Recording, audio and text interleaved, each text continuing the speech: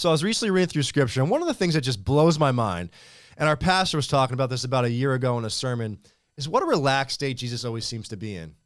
I mean, this is someone from the age of 30 to 33. He's got 3 years, and he accomplishes the most important work in human history, and yet he always makes time for everybody in his path. You can imagine the things he had weighing on his mind. We know he had a lot of things on his mind, and yet he's always connected, he's always engaged and present, and has a meaningful encounter with every single person he comes into contact with.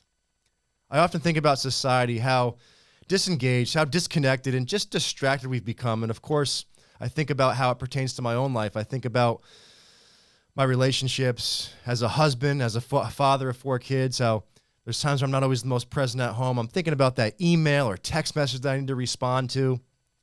And being a business owner, I think about the employees that I'm short with, or the folks I'm in business with, or folks that I come into random encounters with, whether it be at the bank, the grocery store, the gym, folks that walk into the office.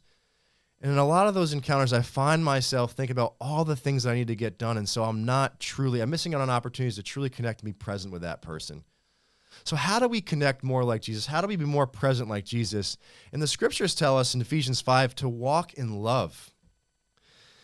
Ephesians 5, 1 and 2 tells us, therefore be imitators of God as dear children, and walk in love as Christ also has loved us and given himself for an offering and a sacrifice to God for a sweet-smelling aroma.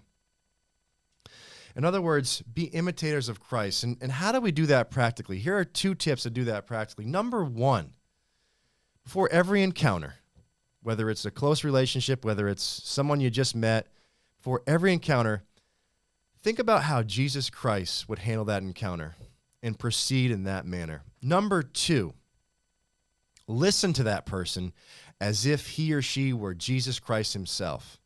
The whole world could be burning down around you, and if you knew you were talking to Jesus Christ, how engaged would you be with that person? How present would you be?